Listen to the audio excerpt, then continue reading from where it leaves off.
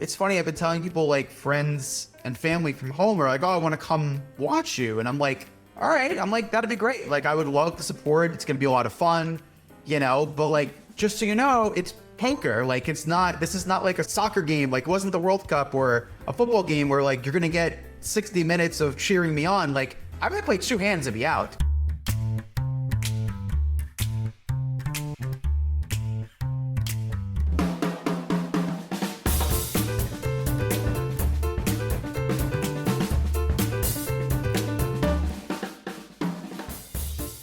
Welcome once again to Low Rollers, the weekly gambling industry podcast presented by CasinoReports.com in partnership with DraftKings Casino. I'm your host, Eric Raskin, the senior editor of Casino Reports and other fine Third Planet media sites, coming at you directly from the town that LeBron Raymond James Sr. now calls home.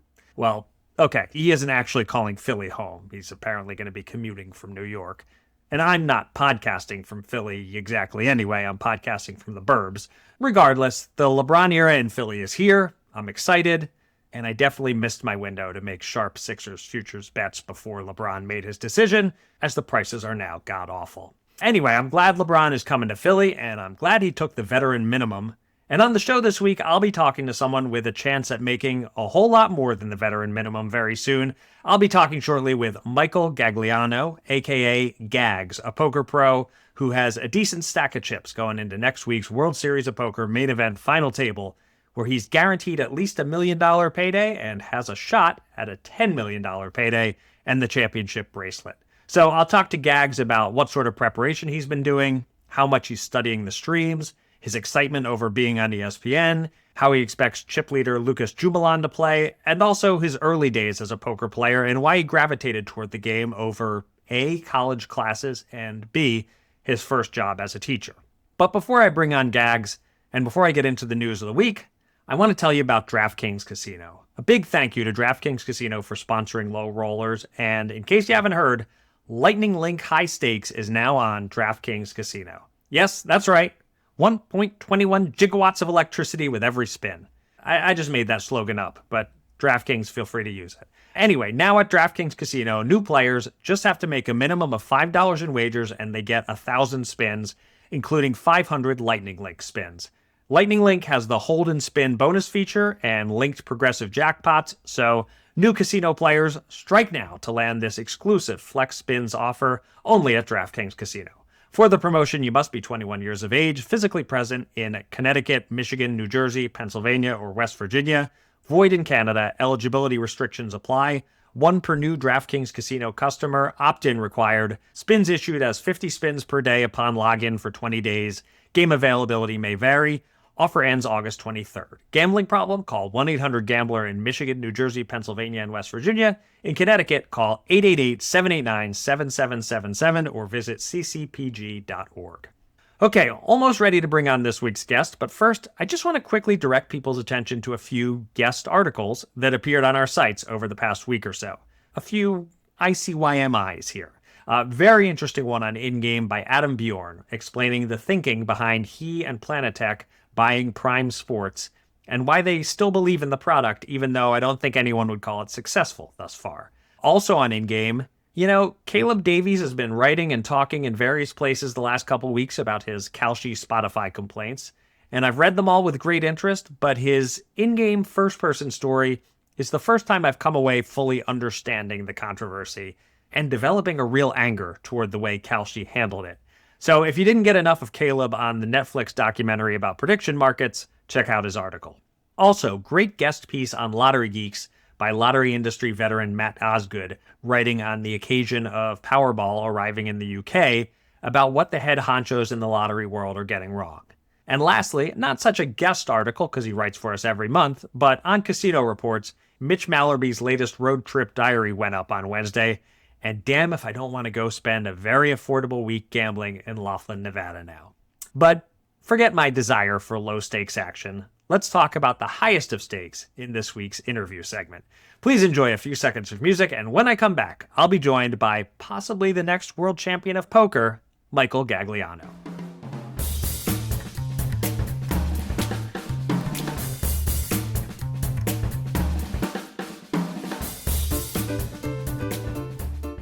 this is an exciting one here at Low Rollers. There's a chance my guest this episode will be $10 million richer next week, which is not something I've gotten to say about many of my podcast guests. He's one of the 9 players remaining in the World Series of Poker main event, which picks back up next Monday, Tuesday, and Wednesday, with ESPN and ESPN2 broadcasting the whole final table almost in real time.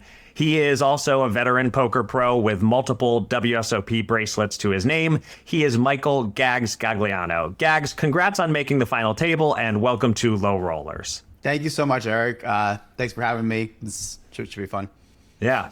So I want to start with this interim space between the first 8 days of the tournament and what remains. You get a 3-week break. I'm interviewing you about 2 weeks into it. How have you spent your time so far? How will you spend the remainder of your time? Have you been able to relax, or is it all kind of working and studying and prepping and doing interviews like this one? So it's interesting. So first off, people keep saying first is $10 million. And throughout this tournament, and I think always in poker, I just always almost feel like everything is so far away. I mentioned this in other interviews that I've done where going in deep in this tournament, there's 9,200, 9,300 people. You get it through day one, you're all happy you made it through day one. There's 7,000 people. The number just never goes down. And I think I made day 7 and there were 75 people left or so. I was getting messages good luck. Oh, I'm watching you. Oh, and I'm there's 75. What are we talking about? There's 75 people. I'm not even anywhere near being there in this tournament. And now that we're down to 9, I initially said when we get to 9, it's going to feel all right, there's 1 table left, this is within reach. And part of me still feels there's still 9 left. It's really the way the chip stacks line up. It's anybody can win this tournament. Obviously Lucas has a lot of chips. Lucas is the chip leader right now, but it's really anything can happen. It's a poker tournament, and $10 million would be amazing. And I'm going to try my best, but it does feel kind of far right now. And I'm kind of just approaching it. Gonna just play, see what I get dealt, and just make the best decisions and see what happens. And if it doesn't go well and I get 9th or 8th, then you know what? It's still a nice run, still a nice score. So what can you do? But to answer your question, it's a really weird amount of time, right? We finished playing on, it was a Monday, and I think it was a Monday, and we finished, and that was, 7 days straight, because 6 days straight. I got a day off after day 2, because I played one of the earlier flights. So you get a day off after day 1, and then another day off after day 2. But then days 3 through 8 are just straight. And it feels like Groundhog Day. It's just 11 a.m. you start and you're done by midnight every night. And it's the same thing over and over and over. And it's really tiring. It's mentally taxing. It's physically taxing. It's not easy to eat well because you're up late and then you're up till midnight playing. There was a lot of traffic over the weekend. There was a UFC fight. And I didn't get home until after, almost 1 the one day. You can't fall right asleep. You were playing poker for 10 hours. Your anxiety or your adrenaline is running. You wake up and it's all right, you got to eat some food real fast and get there because you got to start playing. And it's just a rush. So that first night I was I just so excited to not play poker tomorrow, just relax. But then when I woke up in the morning, I was kind of just wish we were playing, I was tired. I was very physically tired. So it was nice to take a rest and just kind of hang out for a bit. I flew back home pretty quickly. We were supposed to have a family vacation that our flights got canceled. It was a whole big mess. And I wound up just staying here. My wife went with the kids, and I'm going to meet them in Vegas in a couple of days. But it's a weird mix. I'm trying to stay into poker, looking at some stuff and talking to people about hands that, I'm a poker player. I have a bunch of friends. We post hands all the time and just chat poker. So I'm keeping the gears flowing. I wouldn't say I'm doing hardcore preparation or anything. Just trying to keep things fluid, trying to just relax and just kind of get there fresh. I leave tomorrow for Vegas, and I'll have almost a week to just kind of settle in out there and hopefully not be too bored, wandering in Vegas for a couple of days by myself. Right. That can become problematic. I don't know, maybe not for you specifically, but sometimes too much time on your hands in Vegas is a bad thing for some people. But, there's the unique situation this year of you have the delay and you have a whole lot of stream footage available on your opponents. Have you watched every last hand that any of your opponents were in that's out there on the stream? How are you approaching that part of it? Yeah, I watched them all. I went back to probably day 5 or so and started watching there. I mean, a lot of the people that are on stream, are now long out of the tournament, but it just was something to do too. It killed some hours for me and gives you a good feel for how people play and kind of approach spots. But there's 2 weeks. I don't know how anyone's going to kind of come to this final table. I don't know if people are going to do work or try to prepare or do nothing and just play the same. So we're going to say, you know, it's kind of an interesting thing. I think most people are going to go back and watch the footage just to have an idea of at least some people's strategies and kind of get a feel for their game. But I don't think you're really going to find some hidden gem or crazy tell or something that's like going to make you win the tournament. You know, it's just for completeness, understand how people got there and just get a feel for what they're doing in different situations. And then is there any degree of, you know, you're also seeing yourself on these streams. Obviously, you can overthink it. You know, you can do the, you know, the Princess Bride thing of thinking about if he's thinking what I'm thinking. But in theory, are you sort of studying yourself and reaching any conclusions about how other people may see you and how you can maybe play off that? Or is that just like way too many levels of thinking that'll probably make it worse? I don't think it's too many levels, but I don't think I was shown, like I was on the stream a lot, but I don't think I played too many hands that were shown. Like on day 8, there were a handful, but I was on the feature like the entire time from day 5, I think, onward, but I was on a secondary and they showed very few pots that I played, you know, so I don't think there's too much information that, again, people are going to get. And I've played live for a very long time. There's other streams out there of me and stuff. If somebody really wants to go do their homework and find stuff, then maybe they do, but I'm comfortable enough with my game and just I've played enough poker that I don't think I'm going to be thinking too deeply into any of that type of thing.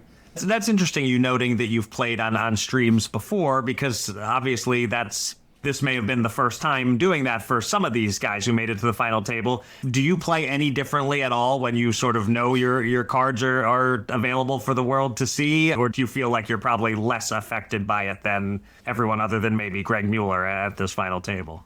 I mean, having the experience of being on streams before in various environments and various degrees of, you know, pressure situations definitely can be an advantage for me just because I'm more comfortable. I know the mechanics of it. I'm used to the lights a bit. I'm used to the cameras and, you know, the dealers talking in their earpiece and stuff, which is intimidating for a lot of people. I'm used to talking to the producer and, you know, stuff like that. So if I'd never done that before, that may be definitely intimidating and maybe make me kind of clam up a bit. Whether or not I play differently, I don't think I approach things differently, but I will say that there are a lot of people who do play very differently. So I may do things differently in response to someone else doing something differently. Because as a poker player that's, you know, constantly trying to get that edge, like I need to respond to how my opponents are playing. And if I notice, hey, someone's playing real crazy because they want to impress people on the stream, then I need to adjust. If I notice, hey, this guy does not want to make a fool of himself on national television, he's only going to play really good hands, I have to adjust to that. You know, so there's elements of adjusting in there. It's really funny because I've been on the feature for the main event 3 out of the last, I think, 4 years. Just like most of them were just been like day 2 or day 3, like a random, hey, your table just got picked. And I've had a couple different times, twice where the producer comes over before dinner break and says, hey guys, when you get back from dinner, you're going to be on the feature table on stream. And people get really nervous. And a lot of them completely, like I've seen people go get their hair cut and come back with new clothes and like look completely different. I had one table where it was a really loose and splashy table. Everyone was like really just kind of enjoying it. I think it was day 2 and everyone was really enjoying themselves in the main event, kind of chatting a lot. And the pots were kind of crazy. Just a lot of like splashy play, just a lot of chips flying around. And they told us we were going on the feature and we came back to the feature and everybody clammed up. Everybody was just like, the guys who were playing 60, 70% of hands just played nothing. And it was like a very different vibe. And then maybe 2 or 3 years ago, it was the main event. I think it was day 1 of the main event. Right out of the gate, this one player, second or third hand of the tournament, made a kind of a crazy bluff. And it wound up showing down. I think they were bluffing with like some sort of bad straight draw that they really went out of their way to like try to win this pot. And they wound up like making their hand, and then I think just it showed down. And I was like, that was like a crazy bluff. Is this guy going to be crazy? And then he played really tight for the next 6 hours. And then the last level of the night, we got put on that feature table. And I thought to myself, I remembered that hand, and I was like, I wonder if that guy was like trying to prove something. Like, hey, I'm here to play. Hey, don't push me around. And I wonder if he's going to do the same thing on the stream. And I kind of was like trying to keep my eye open for it. And I unfortunately didn't get to play many hands on that feature, but he ran a huge fluff against somebody else that I got to see on the stream like afterwards. And I was like, I thought that might happen. You know, so you got to kind of look for this thing.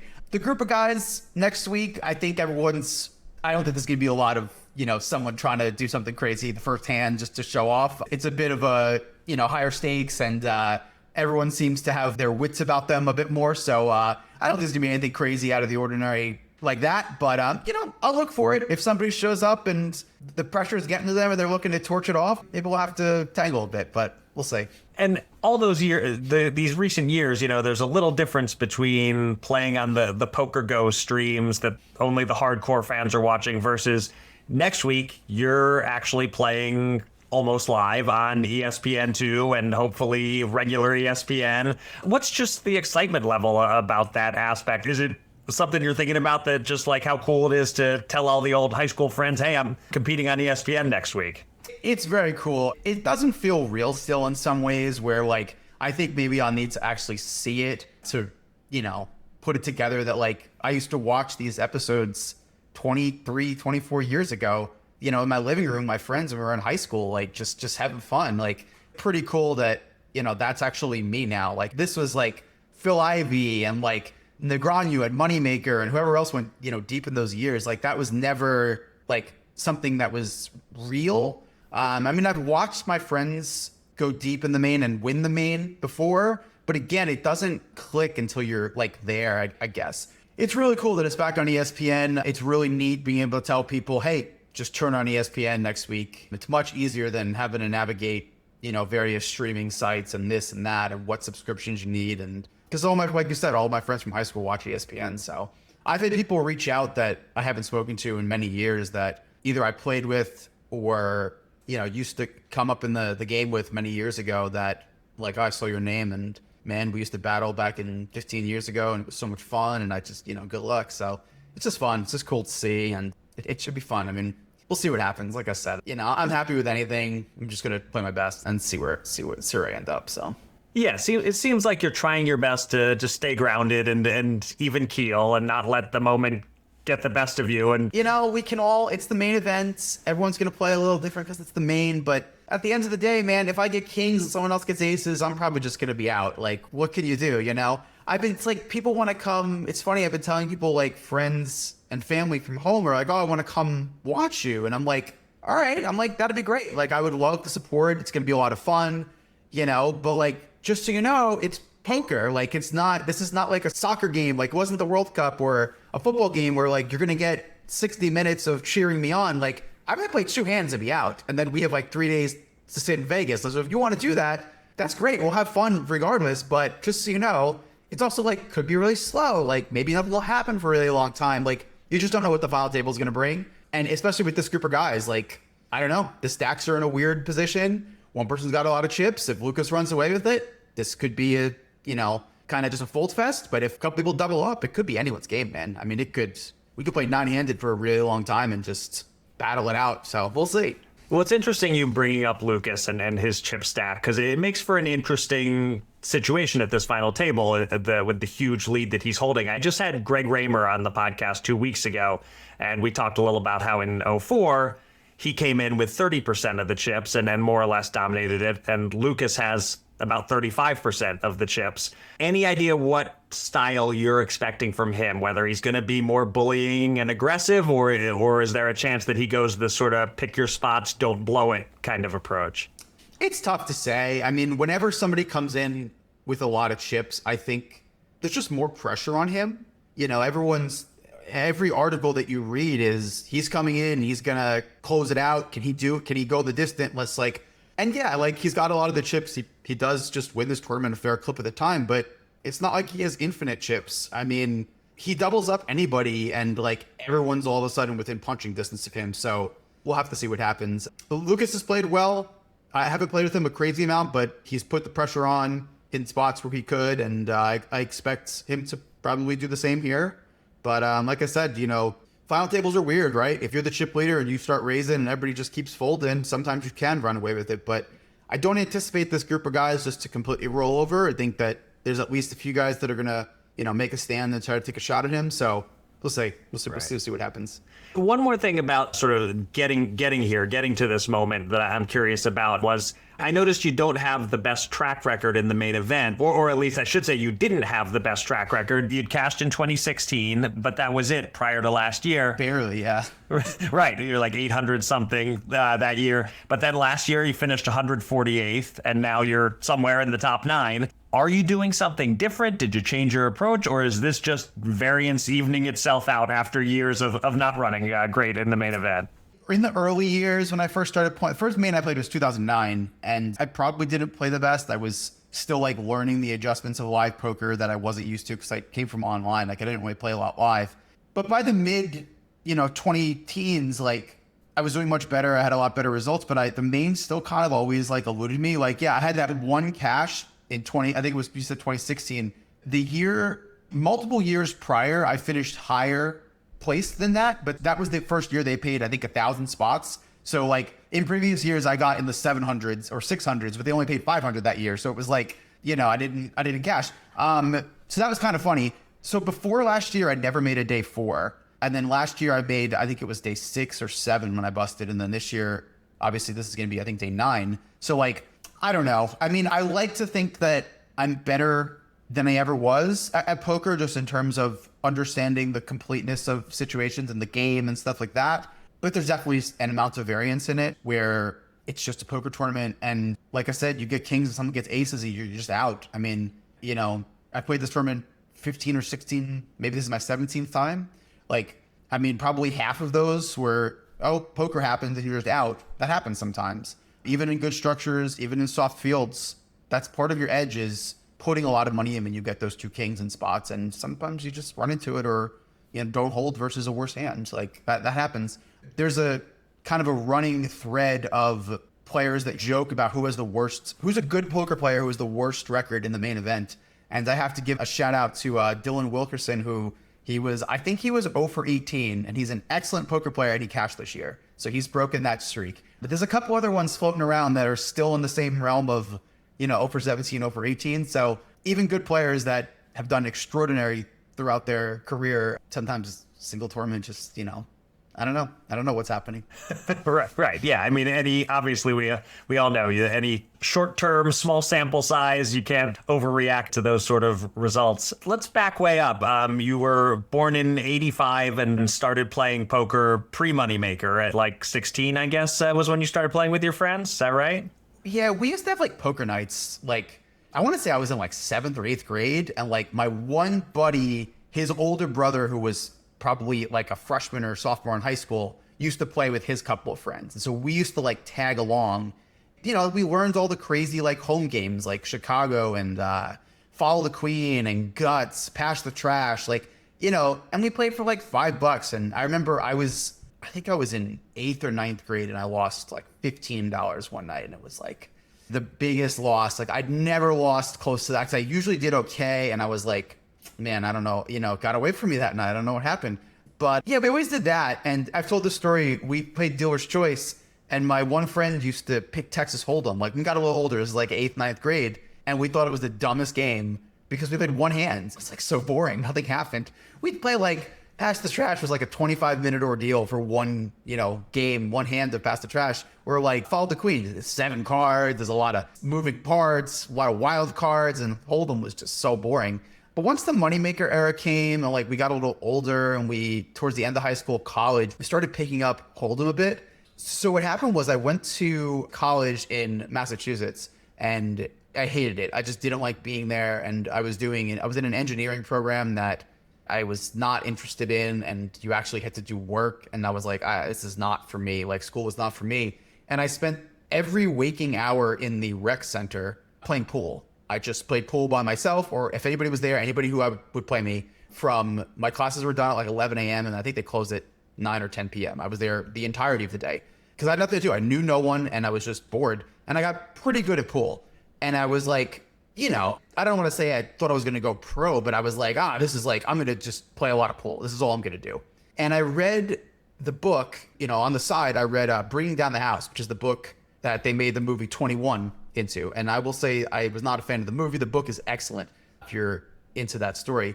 And that was like really fascinating to me. And I got into blackjack a bit, and I used to practice like counting cards in my room. But I was like 18 or 19, like was not close to being able to go to a casino. And there were no 18 plus casinos. And so I was like, in my mind, I was like, forget this school. I'm just going to play blackjack. I'm going to play pool, and I'll figure something out. Like, this was like a pipe dream that I was like 18 years old, like something will happen.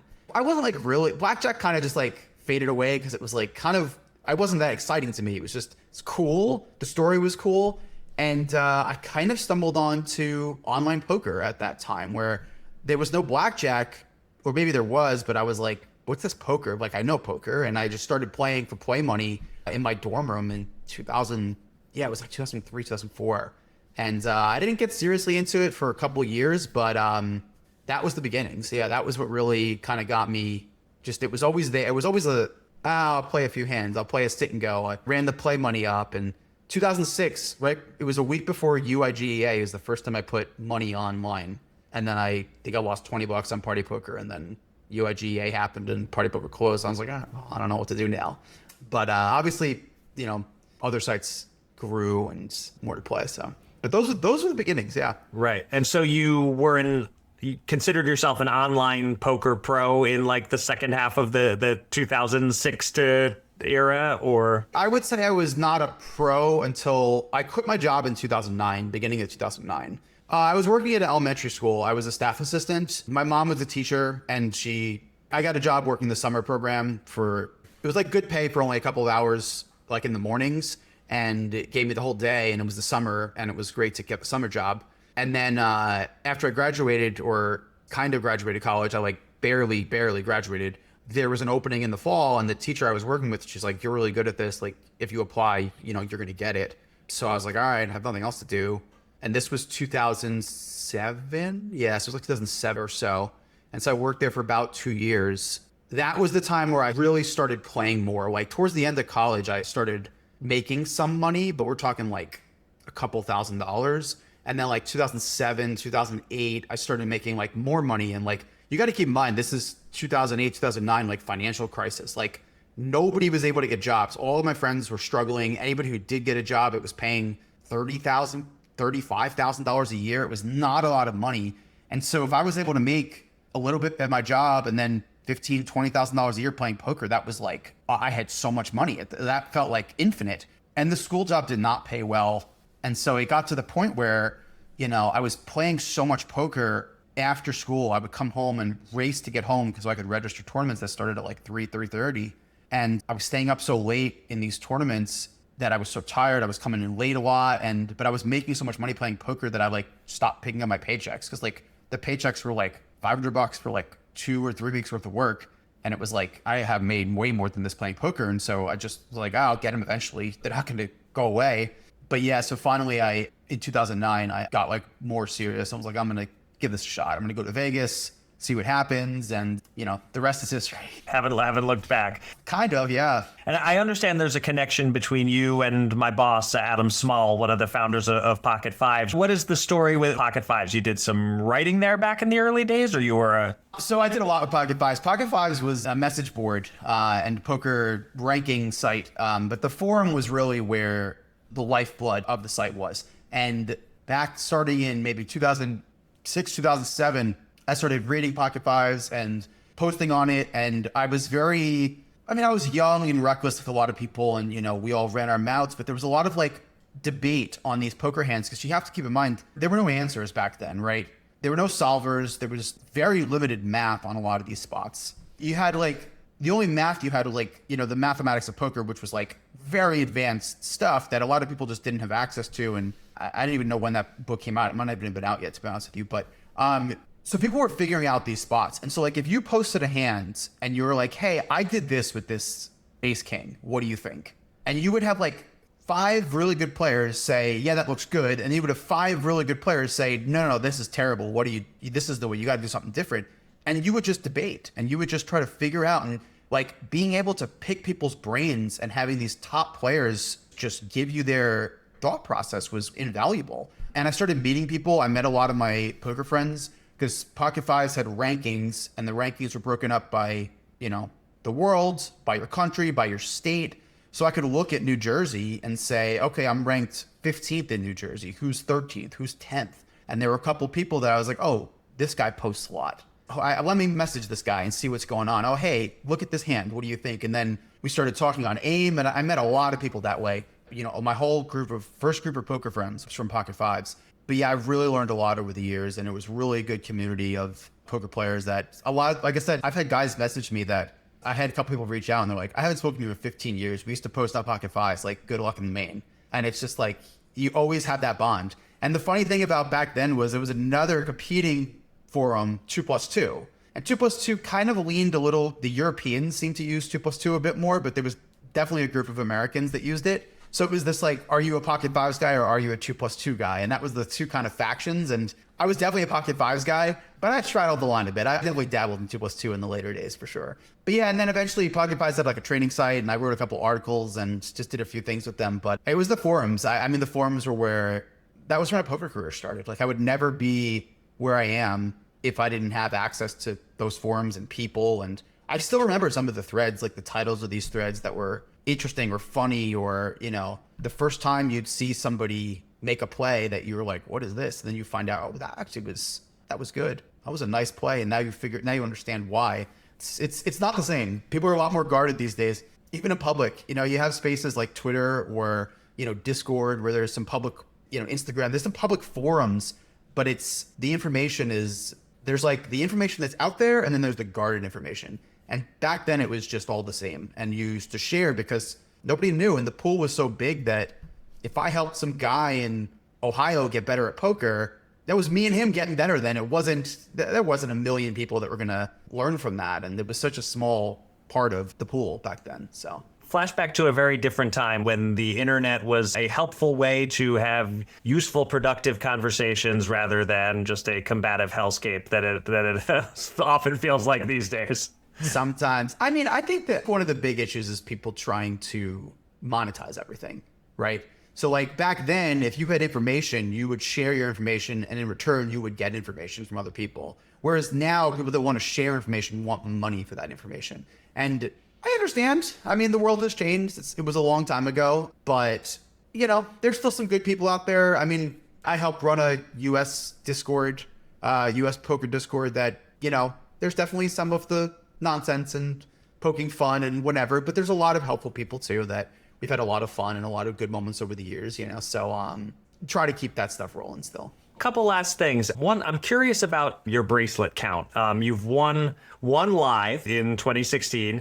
You have 3 others, but I believe they're all online. Now, I'm not a full-time member of the poker media anymore. I was a long time ago, but not anymore. So I don't have my finger on the pulse of how this is perceived. Is there debate over whether online bracelets count? Do you call yourself a 4-time bracelet winner? What is the official line on that? So first up, I do have 4 bracelets. One of the bracelets, the most recent one in 2025, seems to have been lost to the sands of time because WSOP has never posted the results of that entire series anywhere. So if you look up that series, it just doesn't exist. But I assure you, they're sitting over there. I have 4 of them. And so yeah, one is live 10 years ago in 2016 and 3 are online. There is certainly immense debate over the realness of the bracelets. And me and my friends discuss it constantly. It's a weird thing, right? Like bracelets used to only be this live thing in Vegas once a year. There were 30 or 40 or 50, or the number changed over the years. And that was the only time you could win them. And then once COVID hit, they started adding all this online stuff and this and that. And I kind of think WSOP, they did fine during COVID, but I think they missed the mark after that, where I would love to have seen like a new category. Like they have bracelets and they have the circuit rings. Make online its own category. Make them watches or anklets or necklaces or anything, like anything you want. And just have it be its own category, because that would have been a great thing to compete for, was this online title that you could only win them on WSOP Online. And it would have been cool. And then they still could have done their handful of bracelet events online during the summer. Those still would have been special and it would have been cool. And I think there's still time. They can still change that moving forward. So if anyone from WSOP listens, be my guest, take my idea.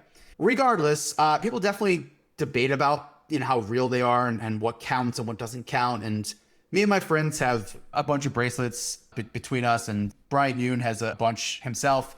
And we give each other crap all the time because I'm like, yeah, man, mine is online, but like, I don't know, mine was like a really tough, one of them was a really tough, like 6 max, and it had like, a few hundred people. Like, you played some mixed game and you beat 150 people. Like, I don't know, half the people in your field didn't even know the rules to the game. Like, is that one really not as good as mine, My buddy Neo Farrell has a bracelet in, I think it's 25K in the Bahamas that was like 95 people.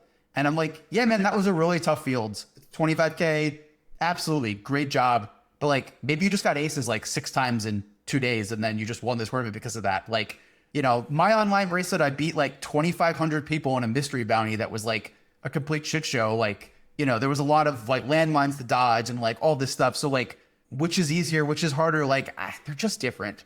I often talk about in poker, like people want to talk a lot about like tournaments versus cash games and like who's better. And I use the example of like a runner and like one being a distance runner and one being a sprinter. You wouldn't compare those and say who's the better runner. Like, obviously they're both tremendous runners, just in different disciplines. And poker's the same way. It's the same thing with the bracelets. Like, I don't know, is my mystery bounty bracelet worth less than his 25K bracelet? I mean, they're both bracelets. Maybe one is harder to win. I don't know which it is, to be honest with you. Maybe one you could have gotten lucky and just ran hot, but that could have been me, could have been him, They're just different. They take different skill sets to master, and there's different things that go into it. But I would like to see maybe that number that WSOP does every year. It just keeps climbing. I mean, there's so many now, and it feels like it's just easier and easier to just like plunk them out of, oh, I was on the Rest of World series. This was a Pennsylvania only, Canada only. Like, there's all these little subdivisions now, and it just, some of the bracelets had like, I got second in a bracelet winners only event a couple years back that like, that's technically a closed event because you can only play if you're a bracelet winner. So that gets like an asterisk where like, if everybody can't enter, does it count? That's like some of the online ones. It feels like, yeah, they count, but some of them should be asterisk because it was like, they were only available to one state in the US. Like, yeah, it counts, but I don't know. It was very hard for most people to have access to that tournament, whereas everything else is just open and part of the larger series. So I'm proud of them. And I think anybody who wins any of these bracelets should be, because they are some of the most hard fought events around, regardless of how many people enter live, online, what the buy-in is or anything. When you get deeper in that tournament, everyone is trying their best to win that bracelet. So if you came out on top, you should be proud regardless of what it was. All right. So, but officially you are a 4-time bracelet winner. And I do think if a week or so from now you are a 5-time bracelet winner, I don't think anyone's going to be poking any holes in that 5th bracelet. I think we're going to all agree that one counts. The main does count, but not that you needed extra motivation, but that's one more piece of motivation to say this bracelet you can't poke any holes in. Yeah, I hope so. My buddy Brian Yoon has 5, so this would tie me with him. There's going to be a little extra incentive there, so try to eventually take the lead. All right. Well, hopefully, a week plus from now, you will be 5-time bracelet winner. Will be nice. We'll see what happens. So, well, thanks so much for coming on the podcast. This was a great conversation, and I wish you the best of luck at the final table. Thank you so much. Much appreciated. Thanks for having me.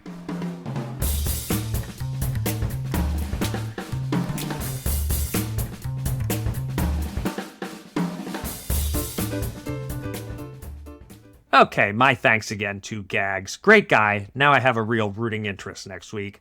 Although I'd also be happy if Greg Mueller won, and from what I've seen so far, I haven't identified anyone to particularly root against. I just hope someone puts a dent in Jumalon early so we don't have a possibly boring wire-to-wire final table. Okay, to end the show this week, I'm going to tell you about a casino game I hate. Now, to each their own. If you happen to love this game, by all means, do your thing. But I hate roulette. I don't find it fun. I don't find it exciting. It's stressful watching the ball bounce around, but not that thrilling when it lands in the right spot. And perhaps what bothers me most about it is how some people think it's not just random luck that determines the outcomes. And I don't just mean the superstitious people who look at the previous several spins and say, oh, it's gone red, black, red, so the next one's going to be black. I mean the people who think there's skill to it. I got into a conversation recently with one of those people. Nice guy, but when he found out what I do for a living, that I cover the casino industry, he started telling me about his roulette strategy. Yes, that's right, strategy. Look, there are different ways to make the game lower variance or higher variance, and there are certainly tables to avoid because they're 00 or 000, and so your odds are worse. But there's no strategy.